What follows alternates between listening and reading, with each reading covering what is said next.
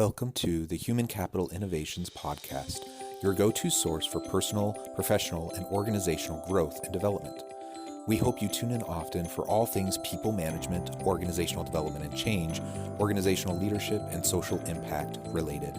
Maximize your personal and organizational potential with Human Capital Innovations Podcast.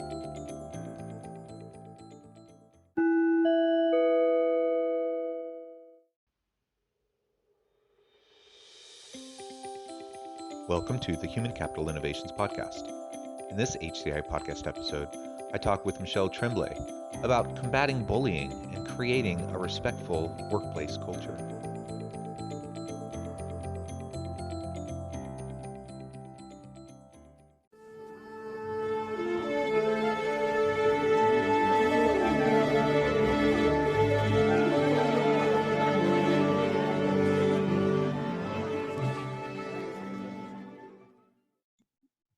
Michelle Tremblay, welcome to the Human Capital Innovations Podcast. Thank you.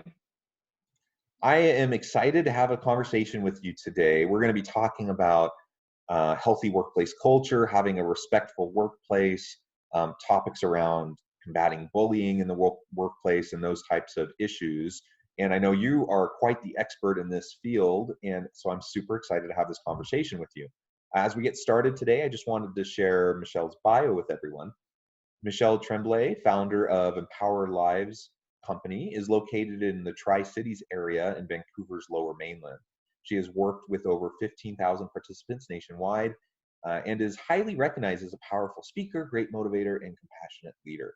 She is dedicated, committed, and inspired to empower change in the workplace, schools, and communities at large through mental and physical health and wellness strategies, mindfulness, and social and emotional learning.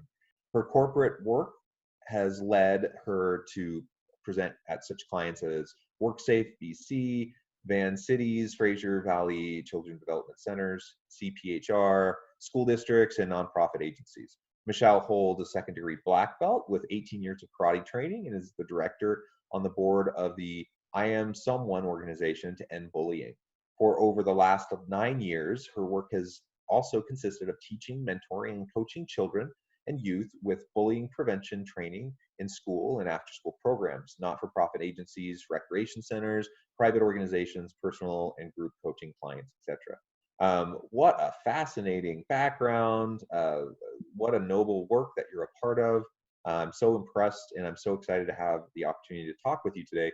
And among all of those accomplishments, the fact that you're a second-degree black belt, 18 years of experience, that is amazing. Thank you so much for joining me. Anything else you would like to add by way of background as we get started today? No, I just, when I hear it come back to you, I'm like, wow, I've actually done quite a bit of stuff. You have indeed. But I love it. I'm very passionate, and I love the challenge, and just what I've done with people has been incredible, really, and children too. Yeah. Yeah, great. Well, tell us how you got into this line of work. You're doing kind of a variety of things, all with connective tissue between them, right? So there's a common thread and theme throughout all the work you're doing, but you're doing it in a lot of different places. So how did you get to where you're at and doing what you're doing?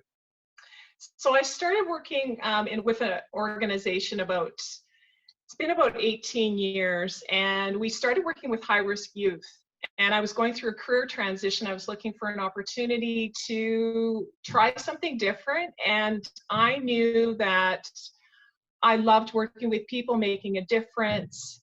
And I loved also, I'm a bit of a fitness freak, so I love my martial arts, being active, anything like that. And this project came in to work with kids. And when I was delivering the curriculum, I just felt this connection to the work and how I saw the kids shift, just even in a short amount of time with the martial arts training, as well as talking about some of the psychology behind bullying, the anger, the emotions, different aspects of our human nature. And when it was connected to the kids, it was just the aha moments we got were incredible. And throughout that time period, it just took off. We started working with other districts. We went to places like Nunavut, which is way up in the Maritimes, or not the Maritimes, but up in the Quebec area, working with First Nations people. We've worked with organizations as far as the Maritimes, and there was a common thread, as I said, through human behavior, even with adults. And when I moved to Vancouver, because I decided to jump into an aspect of what I really was dreaming about for my life, working in a bigger arena coming from the Okanagan, is that there was a piece that was being missed. We were working with kids, they were getting this information, but we needed to work with adults because they had missed out on some of these skills, these social and emotional learning skills of just how to be able to regulate and how to understand how to communicate, and then how to also work with educators on leadership too as well in that aspect. And it just took off down here as well, because the flavor isn't for me just to be standing here speaking to you, it's to engage you with your physical body. And people just love that. And it's not where I'm taking you so deep in that aspect of also shifting you to breathe, teach you about mindfulness. And it just became this kind of organic project in itself to unfold in the business world. And I felt that, okay, I've got something here. And so now it's in a place where it's still morphing into many different things because of obviously what's going on with the pandemic right now. It's very, very cool. I mean, such a wonderful area to get into, and listening to you talk about that process of kind of finding this opportunity and then leveraging it is quite inspiring. So I appreciate that. Um, Tell us a little bit more now about how this applies into the workplace setting. So you've talked about working with children, working in schools, working with parents. Um, how about for leaders within an organization who are thinking about, you know, they have to deal with, you know, difficult behaviors sometimes amongst people on their teams, unfortunately. I mean, you would hope that with adults that you don't have to do that, but it's still the case. And we see a range of things. We see bullying, we see discrimination, we see sexual harassment, we see all sorts of negative behaviors that need to be dealt with, unfortunately, within organizations. So what can a leader do, using the types of techniques and tools that you've been developing for all of to be used in all these arenas? What can they do to start to make a difference for their people within their teams? I think it's important to understand the role of a leadership in the leader itself. And sometimes leadership becomes very egotistical. It can be very gender orientated. It can be very positional in power. And I think that definition of an organization and that individual who understands how to actually lead themselves first, has to have a strong awareness about who they are as an individual. I read this great quote a couple days ago from a native proverb that said, "Never follow a leader that's more in love with power than its people." And that really impacted me in how I've always seen my work. It's always about the people. So as a leader going into an organization to do this work and having the struggles, there has to be a self-awareness and identity for the leader itself. And who is going to be looking up to that, but to be able to be mentored and shifted as well as an individual, you constantly have to be growing. Now, within a team environment, that leader has to recognize, obviously, there's toxic behaviors in the workplace, and that's going to continue to unfold with absenteeism, morale, lack of motivation, people that are just not willing to want to show up, mental health issues. I think it's important to always know as a leader that you have to ask for help if you don't have those kinds of skills yourself. So you're going to bring someone like myself in to do this, that you're going to work together as your team to find out what are some of the issues that we're dealing with and how can we deal with this, because people don't know what they don't know unless they are told or they know something different. So you could have people that are aggressive in your workplace, but they think they're being assertive. the dynamic of that. So I think as a leader, you have to recognize that your level of vulnerability to say that I have an issue here that I need to be dealing with, but I don't have the tools or the skills, is that first step to be able to recognize that, okay, I need to check in and I may need to get help with this too as well. Yeah, I think that's so important. All of those issues and trying to understand the underlying dynamics behind the negative workplace behaviors. Now, sometimes you can't tolerate certain behaviors, and if those occur, then there may need to be discipline or even severing the employee relationship with the organization. That's the hard part of the hard work of being a leader is dealing with those difficult kind of situations and having those difficult conversations. But being proactive, which I hear kind of what you are saying, understanding the underlying drivers of those types of negative behaviors, and then leaders taking the opportunity to be proactive in creating a safe and dynamic, healthy culture can help really diminish the likelihood of those types of negative behaviors occurring in the first place, right? And I think it all comes down to something I know you talk a lot about, and that's just a basic fundamental focus on the dignity and respect of others, right? So it's not rocket science. It's like literally a super simple idea. Just treat everyone with dignity and respect. Be kind. If you can learn to do that and get that right within your team and within your organization, so much of that other stuff is going to fade away. But unfortunately, we live in a world that's highly polarized, where people are constantly like bashing heads against each other because of disagreements and tribalism and different ideologies, and we forget that we have more similar than we have different, and our differences aren't negative. They're ways that we can see the world differently, that we can come together to drive better solutions for organizational problems, and that in fact we're in this together, and we still get to treat each other kindly with dignity and respect. When we do that, and we can have civil discourse even amidst disagreement, then you can break down those situations where tempers rise, where people are focused, more ego driven, focused on themselves. You can start to have this more holistic approach to everyone looking out for everyone else. Mm-hmm. And all I can say and reflect on is from my martial arts training, when I first walked into my dojo, there's a whole level of Japanese culture that is about respect.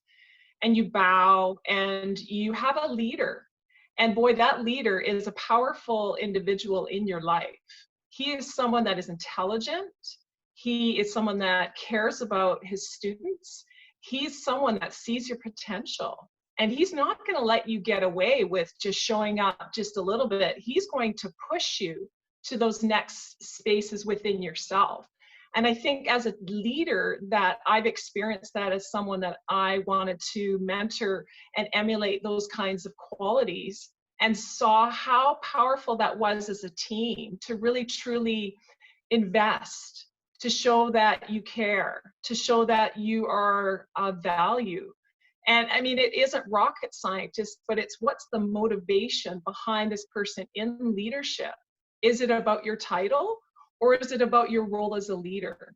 And so that definition for me is how I see things starting to change, where we're becoming more conscious of that and wanting to take care of the needs of the people instead of it all being about us. Because if I am the leader, I win when you win. I win when you actually become better than me in certain aspects of your job, because I look back on that seed I've planted, and that's fulfilling and rewarding.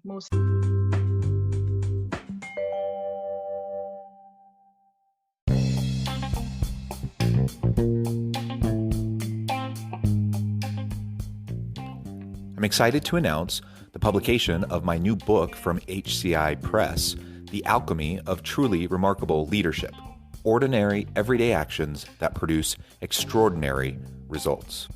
Consider how the nature of work has shifted over the past 50 years. With increased globalization, rapid technological advancement, and the shift in economic composition, the average job of today looks very different than the average job of 50 years ago. What will the jobs and organizations of tomorrow look like? Moreover, what does this all mean for organizational leaders? What are the core competencies and capabilities of organizations and their leadership that are prepared for continued disruption and geopolitical and socioeconomic shifts? Regardless of what the future holds, increasingly, leaders need to be socially minded, data-driven, decisive, champions of talent, and disruptors of the traditional notions of leadership, teams, organizations, and work. The Alchemy of Truly Remarkable Leadership will help you to explore your own leadership competencies and capabilities and consider ways to apply and implement them into your workplace and personal life.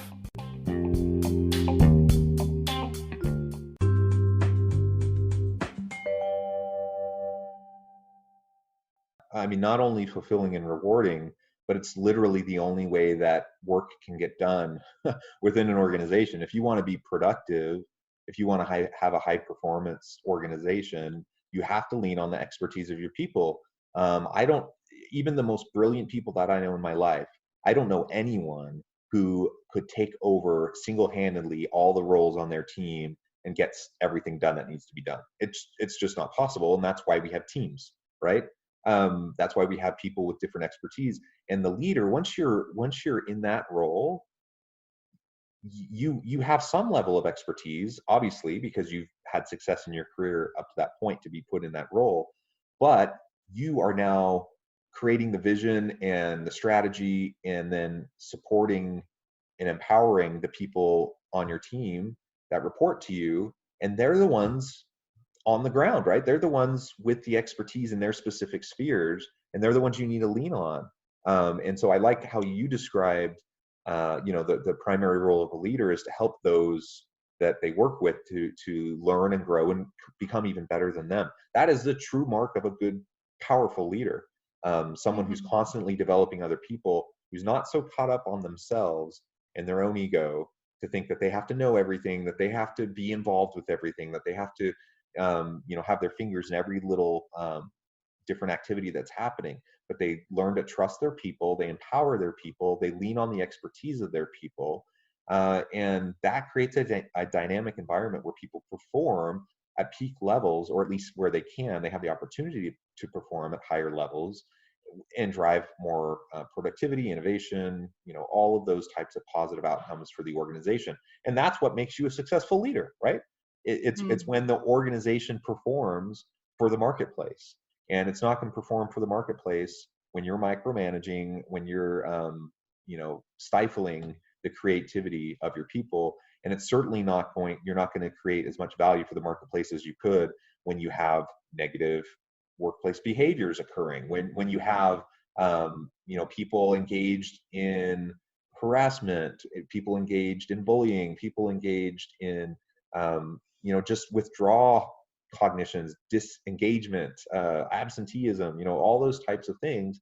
That's what drives down the success of an organization. And that's why we need to create dynamic, safe environments that foster respect for everyone. That includes respect for self, respect for your leader, respect for your teammates, everybody. And sometimes you have to start at square one, depending on the organization, of where you're able to bring in those skills and those tools for people to recognize their own, how they're contributing, whether it is positive or negative. And we do know that a healthy environment will produce a healthy result within healthy people. So those people have also to have good mental health and wellness. And how are they showing up with everything else that's going on in their life? This is a human being first, instead of just looking them as an employee. And it's a very delicate subject that we talk about mental health, because I don't want to be telling everybody my issues and things that may be going on, but we know it's going on. And it's rampant in us trying to show up and be contributing in a positive way when I'm dealing with an addiction or there's marital issues. And this is the reality of life. So what I'm seeing is that there's organizations that are looking at that aspect of helping their people with those parts, and to take the time to invest in that, to know that they're going to help from that place of care and show their value with that individual, to bring their organization to an organization that you'd want to show up for work and be able to contribute it because you're truly cared for, not just by the numbers that you're bringing in, but the fact that, you know, like I'm having something happening in my home life, so there has to be safety for me to be able to deal with it. And I think it's, you know, it's a community. It's a community of people that you're working with and you spend a lot of time with. And to have that ability to be able to inspire that within individuals and get the help that they need, is recognizing that, you know, we just can't just pretend it's not there anymore. It's like this pink shirt day that we put on a purple t-shirt, pink t-shirt. I must have other colors in my head. And we'll say it's anti-bullying, but we're still not really getting to the core issues of what's going on. So we are now starting to realize that the psychology of all of this is about giving people a lot more way to recognize that this is not working anymore. And we've got to make this change. And I think this is a really great time in our world to start to see this shift. Yeah, I agree. I mean, right now in the middle of this disruptive environment, disruptive global economy, you know, the pandemic raging, political and social strife, and difficulties and challenges, it's causing organizations and leaders to rethink everything, really, trying to figure out what they can do to be successful, to keep their doors open, to support their employees. And it's requiring leaders to have difficult conversations. So, you know, if I have people on my team, you know, if I have people of color who are on my team and we're going through the summer, you know, in the George Floyd moment and Black Lives Matter and all this sort of thing, all these sorts of things, you know, and if I don't have any sort of conversation around that or recognize or understand that that's going to impact, or at least has a high potential of impacting people on my team, then, you know, I'm clueless, because of course it's going to impact. It's in very real ways. It is directly impacting the lives of so many of the people on our team. Or maybe someone is dealing with sickness or even death from COVID, that, you know, or they have a loved one living with them who's immunocompromised, who, you know, they have to care for. I mean, there's so many different issues that can be driving the types of negative workplace behaviors. And especially when you have someone who has been a really great employee for you in the past, and all of a sudden you start to see a shift in the way they communicate, the way they behave, and there's negative behaviors that you don't like. The easy thing to do is to say, you violated a policy, or you did this, that, or the other, so you're gone. I mean, that's not helping them, of course, but it's certainly not helping you as the organization, because you just lost a valuable employee that if you just spend a little bit of time showing some empathy towards them and showing some support, then you can help them get through this difficult time. And then they remember that. They'll be more loyal, more committed. They'll tell their coworkers, who will then, you know, that'll help to build a reputation for the company as a place where you know your boss cares about you. That matters, right? And so I think all of those pieces are just so important as we try to consider those underlying issues that could be influencing the types of negative behaviors that we see. Not always, of course. You know, sometimes people can just be jerks, and sometimes people can just do things that are abusive to other people, and we need to deal with that. But, you know, I'm a believer that most people are well-intentioned, good people trying to do the best they can. And so we need to be better at supporting each other during these hard times.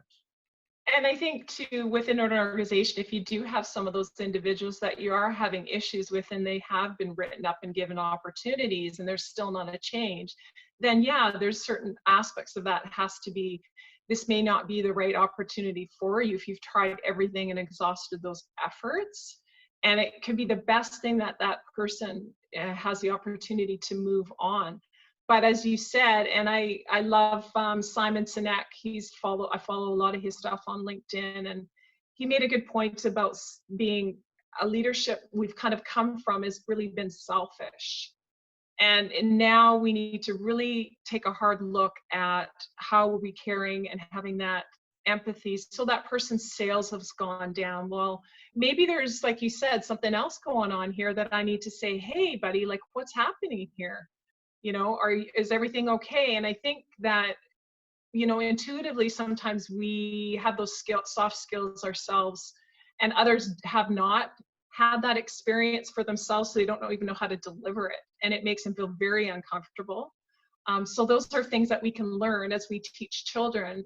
Adults can learn that too as well, but it's just showing that you're taking that time and effort for an individual, because they will produce so much more for you when you invest in who they are as a person. And it can be as simple as just asking them how their weekend was and genuinely caring, because we can tell whether it's fake or not and where that comes from. So I love what I do because I'm able to go in and incorporate a lot of these pieces, but do it in a really playful, fun way that doesn't put people individually on the spot where they're feeling like they are called out on it. And as a group, there can be a lot of vulnerability through that can be exposed to say, you know what, actually I do need some support here. And it's amazing what can come when you create that trust and that safety within that organization. Safety and trust, respectful environment, treat people with dignity and respect, be kind. Yeah, it kind of comes back to those basic features. And I can say that I didn't honestly know what respect was until I started with my training in martial arts, because there were, you know, concepts and ideas about it, but it was actually a feeling of how someone honored who I was and was considerate and respected me by showing up on time or whatever it was. That environment was engaging, and it was also about lifting. But it was about that feeling for yourself to take pride in who you are and how you are contributing, how are you showing up.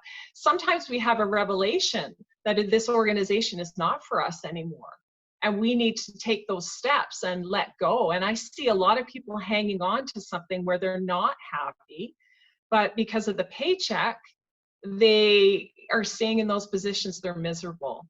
And it's difficult for people to make change, to understand that the fear of the unknown is just the fear of the unexperienced, and it's uncertain, but we still have to sometimes take those steps.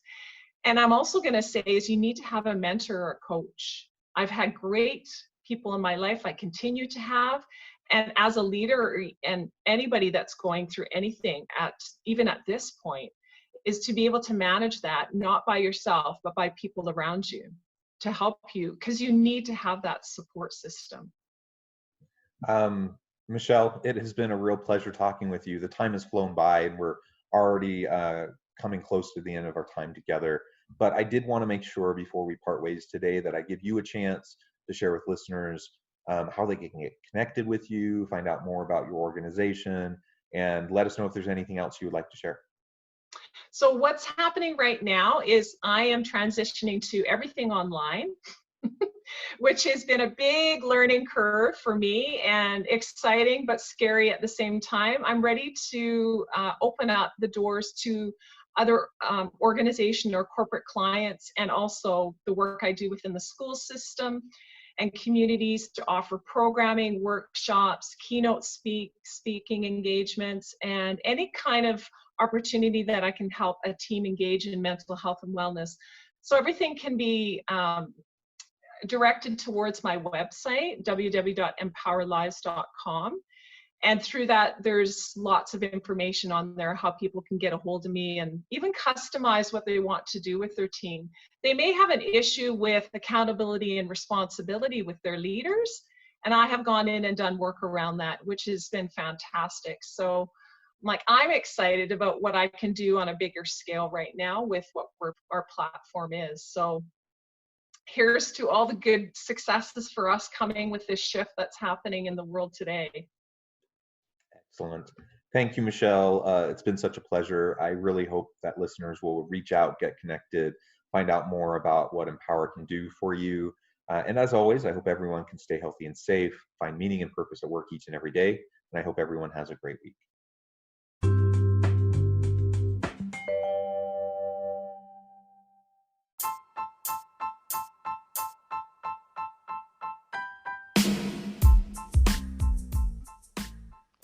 We are excited about the launch of HCI's new magazine, Human Capital Leadership.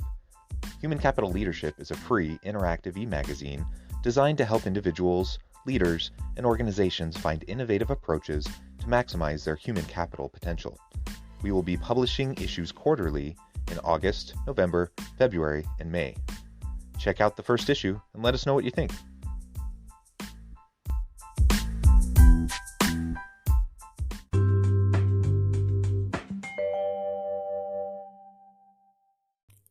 Thanks again for joining us for this episode of the Human Capital Innovations Podcast.